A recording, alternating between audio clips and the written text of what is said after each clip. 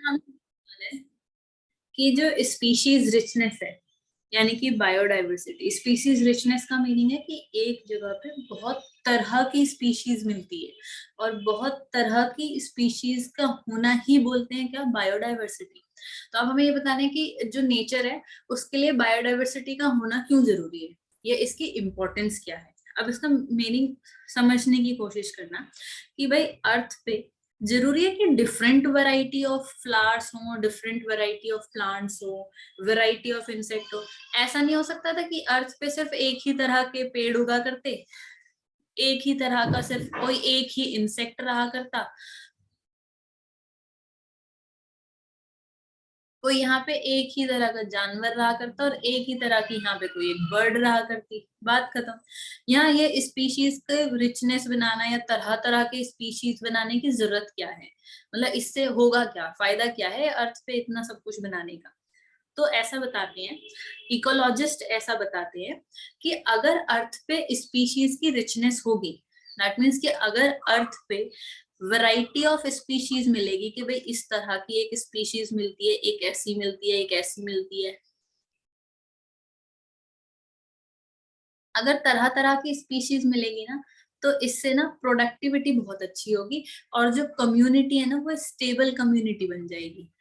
तो stable community किसको कहते हैं, मतलब कहना क्या चाहते हो कि अगर अर्थ पे इतनी सारी स्पीशीज हो तो कम्युनिटी स्टेबल हो जाएगी, इसका मीनिंग क्या है। स्टेबल कम्युनिटी का मीनिंग कि अर्थ पे जो ऑर्गेनिज्म रह रहे हैं ना, वो बहुत कम वेरिएशंस दिखाया करें। वेरिएशंस किसका, कि एक साल में इस अर्थ के ऊपर कितना बायोमास बना है। मैं इसको ना नॉर्मली समझाने की कोशिश करती हूँ, नॉर्मल एग्जांपल से, थोड़ा ना कॉमर्स की तरफ चलते हैं। हमने देखा कि इंडिया ने एक साल में कितना जीडीपी ग्रोथ किया है, कि एक साल में इंडिया के अंदर कितने सारे प्रोडक्ट्स बने हैं, कितना पैसा आया है हमारे पास, कितने इनकम हमारी हो सकती है।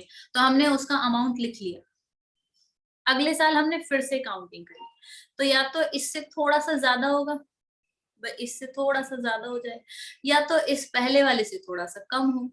तो अगर थोड़ा बहुत डिफरेंस है, माइनर डिफरेंस है, तो वो चलेगा कि थोड़ा बहुत डिफरेंस है।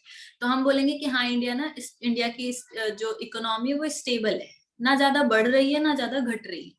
पर अगर ऐसा हो जाए कि अभी तो एक साल तो इतनी प्रोडक्टिविटी आई है, अगले बार इतनी प्रोडक्टिविटी आ गई, और उसके अगले बार तो प्रोडक्टिविटी ही नहीं आई, तो ये तो फिर बहुत अनस्टेबल हो जाएगी कंडीशन। तो इसको जरा अर्थ से रिलेट करो कि एक साल तो आपने इतना बायोमास बनाया है, खाना पीना बना के अपने बॉडी के अंदर इतना वेट, इतना कार्बन अर्थ के ऊपर एक्यूमुलेट करवाया है एक साल में। अगले साल तुमने इतना ज्यादा कार्बन करवा दिया कि भाई हर जगह फूड ही फूड हो गया। नेक्स्ट अगले साल में तुमने बिल्कुल कार्बन ही नहीं बनवाया, बायोमास ही नहीं बनवाया, तो मतलब फूड ही नहीं है। तो फिर स्टेबल कम्युनिटी किसको कहेंगे, जो ईयर टू ईयर बहुत कम वेरिएशन दिखाए अपने बायोमास में। क्या ये वाला पॉइंट समझ में आ रहा है?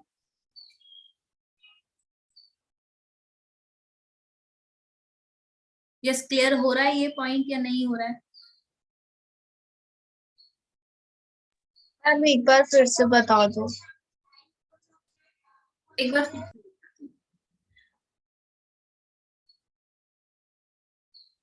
हमने ना कहीं पे काम स्टार्ट किया है, अपनी एक शॉप खोली है, इस शॉप के थ्रू ना हम कुछ सामान बेचते हैं। यहाँ हमने अपना अपना कैंडीज वगैरह भर के रखी हुई है। और मैंने देखा कि ना एक साल में मैंने इस शॉप से ना ज्यादा तो कुछ नहीं कमाया, लेकिन 2 लाख रुपए कमा लिए एक साल में। अगले साल मैंने इसी शॉप से, मेरी इस बार बिक्री ज्यादा हुई है, तो मैंने इस साल इससे 2,25,000 रुपए कमाए। अगले बार मैंने इसी शॉप से, इस बार मेरी बिक्री नहीं हो पाई अच्छी, तो मैंने 1,75,000 रुपए ही यहाँ से कमाए हैं। तो मैंने देखा कितना था पहले, 2 लाख, अगले बार बढ़ा है, पर क्या बहुत ज्यादा बढ़ गया है, 25,000 का ही तो वेरिएशन आया है। फिर अगले बार कम हो गया है, क्या बहुत ज्यादा कम हो गया है, नहीं 25,000 का ही तो वेरिएशन आया है। अच्छा, तो इसका मतलब ये दुकान स्टेबल है, ना तो बहुत ज्यादा फायदा देती है ना तो बहुत ज्यादा नुकसान देती है। क्या ये वाला पॉइंट आ रहा है समझ में? Yes ma'am. Yes ma'am. अब इसको रिलेट करना अर्थ के बायोमास से। बायोमास को बहुत सिंपल लफ्ज में बोलूं तो ग्लूकोज। भाई सारे प्लांट्स ने मिलके ग्लूकोज बनाया था, वो ग्लूकोज फूड चेन के थ्रू हमने ट्रॉफिक लेवल्स में ट्रांसफर कर दिया ना, इससे इसमें, इसमें इसमें, इससे इसमें, ठीक है। तो हर एक के पास थोड़ा बहुत तो ग्लूकोज है ना। जैसे 10% लॉ ऑफ एनर्जी से अगर याद आ रहा होगा कि हमारे पास जितना होता है हम उसका 10% अगले वाले को दे देते हैं। तो मैंने ना एक साल में देखा जितनी भी अर्थ पे स्पीशीज हैं सबका ग्लूकोज मैंने मेजर किया एक साल में, और उसका अमाउंट मैंने लिख के यहाँ पे रख लिया। अगले साल मैंने फिर देखा तो या तो थोड़ा सा ज्यादा मिलेगा या तो थोड़ा सा कम मिलेगा। अगर सिर्फ थोड़ा सा वेरिएशन आ रहा है हम बोलेंगे स्टेबल चल रहा है मामला, इतना ही ग्लूकोज बनता है और लाइफ अच्छे से सही चल रही है। अब अगर इस दुकान से एक साल ऐसा आए कि कोई कमाई ना हो, मैं पूरे साल में सिर्फ 35,000 रुपए ही कमा पाऊं, कहाँ मैं पूरे साल में 2 लाख रुपए कमाती हूँ इससे, और कहाँ पूरे साल में 35,000, तो क्या मेरा घर चल पाएगा? नहीं चल पाएगा। तो कहाँ आप इतना सारा ग्लूकोज इससे बना लेते हो, और एक साल ऐसा आया कि आपने सिर्फ इतना सा ग्लूकोज बनाया। अगर प्लांट ने इतना सा ग्लूकोज बनाया है तो अगले वाले को दे के उस नेक्स्ट जनरेशन के पास, नेक्स्ट ट्रॉफिक लेवल के पास जाने के लिए तो ग्लूकोज ही नहीं है तो वो लोग मर नहीं जाएंगे, तो स्टेबिलिटी तो गई, कम्युनिटी धीरे धीरे मरने लग जाएगी। तो ये कम्युनिटी कैसी हो जाएगी? Unstable community. बात आ रही समझ? Yes, ma'am. तो ये स्टेबिलिटी बनाने में रिचनेस का क्या रोल है? रिचनेस का ये रोल है भाई, कुछ ऐसे पेड़ होंगे हमारे पास जिसकी कैनोपी बहुत बड़ी है, जिसके लमाइना बहुत बड़ा है, कुछ ऐसा पेड़ होगा जिसकी लमाइना बहुत छोटा सा है। बड़ा है तो मीजोफिल बहुत सारे हैं, ग्लूकोज बहुत बनाएगा, ये कम बनाएगा।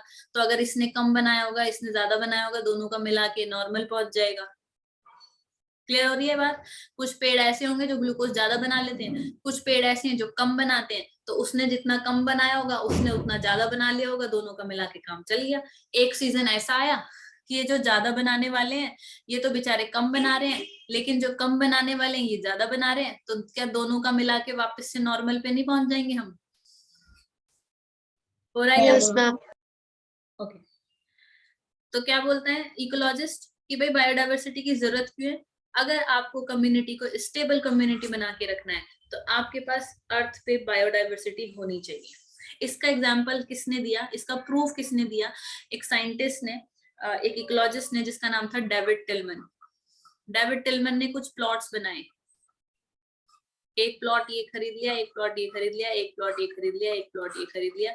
इस पे तो बहुत सारे वैरायटी के पेड़ उगाए, मतलब बहुत सारी वैरायटी के स्पीशीज यहाँ रखी है, ऐसी भी रखी है, ऐसी भी रखी है, हर तरह की स्पीशीज इसने यहाँ पे रखी हुई है। बाकी प्लॉट्स ऐसे रखे जिसमें कुछ ही स्पीशीज रखी है, फॉर एग्जाम्पल इसमें सिर्फ ये रखी है, इसमें सिर्फ ये रखी है, इसमें सिर्फ ये रखी है, और इसमें सारी की सारी रखी है। तो उसने देखा कि ईयर टू ईयर जो वेरिएशन आएंगे वो सबसे कम किस में आएंगे? जिसमें वैरायटी ज्यादा होगी। ऐसा क्यों? क्योंकि हो सकता है अगले साल गर्मी बहुत ज्यादा पड़ जाए और ये वाली स्पीशीज गर्मियों में अच्छे से काम ना कर पाती हो, ग्लूकोज अच्छा से ना बना पाती हो, तो क्या ग्लूकोज अगले साल कम नहीं मिलेगा? यहाँ से ग्लूकोज का अमाउंट कम हो जाएगा।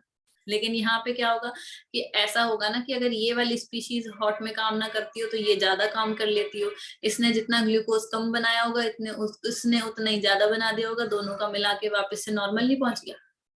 क्लियर हो रहा है point? Yes, ma'am. Yes ma'am. आगे चलते हैं। तो हमने अभी तक इतना सीख लिया कि भाई स्पीशीज की रिचनेस होनी चाहिए, वैरायटी रखोगे अपने पास तो वैरायटी रखने की वजह से आपके पास स्टेबिलिटी आ जाएगी, कम्युनिटी स्टेबल होगी। कम्युनिटी स्टेबल होने का मीनिंग है कि वेरिएशन कम आते। दूसरा, अगर यहाँ पे वैरायटी ऑफ स्पीशीज होंगी ना, ऐसी स्पीशीज है, ऐसी ऐसी हर हर तरह की स्पीशीज यहाँ रहती है। अब यहाँ से आ जाओ एक एलियन। हमने हैबिटेट लॉस के साथ साथ एलियन स्पीशीज का इन्वेजन भी पढ़ा था कि इसकी वजह से स्पीशीज लॉस्ट हो जाती हैं। अगर एक एलियन एक कम्युनिटी पे अटैक कर रहा है, ठीक है, तो ये एलियन आया है यहाँ पे अटैक करने के लिए, तो यहाँ कोई ना कोई एक स्पीशीज ऐसी हो सकती है जो इस एलियन के प्रीडेटर के रूप में काम करने लगेगी और प्रीडेटर की फॉर्म में ये इसको मारने लगेगी। तो जितना ये नुकसान पहुंचाने आया था वो नुकसान इस स्पीशीज ने बचा लिया होगा। अगर यहाँ स्पीशीज की रिचनेस नहीं होती, एक ही तरह की स्पीशीज यहाँ रहा करती, ये एलियन स्पीशीज यहाँ आई, इसने इस पे अटैक किया, ये मर गई, तो इसके बाकी सारे इंडिविजुअल भी मर जाएंगे, कम्युनिटी तो खत्म ही हो जाएगी। लेकिन अगर हमारे पास वैरायटी है तो कोई स्पीशीज ऐसी हो सकती है जो इसका प्रेडेटर बनके इसी को मार दे, तो हमको कोई फर्क नहीं पड़ा। दूसरा, अगर यहाँ पे वैरायटी है तो प्रेडेटर भी मत बनो, ये सिर्फ इस वाले स्पीशीज पे अटैक कर सकती होगी, बाकी स्पीशीज तो बची हुई है ना, बाकी स्पीशीज तो एज इट इज है नेचर के अंदर।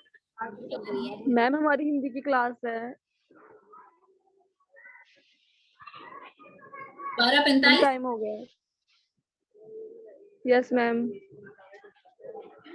अच्छा ठीक है, बस 1 मिनट। अगर एलियन स्पीशीज अटैक करती है किसी के ऊपर तो कोई एक स्पीशीज अपना प्रेडेटर की तरह एक्ट करके इसको मार देगी, या फिर अगर ये स्पीशीज मर जाएगी तो बाकी स्पीशीज ग्लूकोज बना के कम्युनिटी को वापस से स्टेबल कर लेंगे।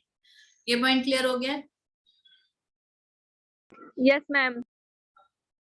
चलो फिर बाकी फिर हम नेक्स्ट क्लास में करेंगे।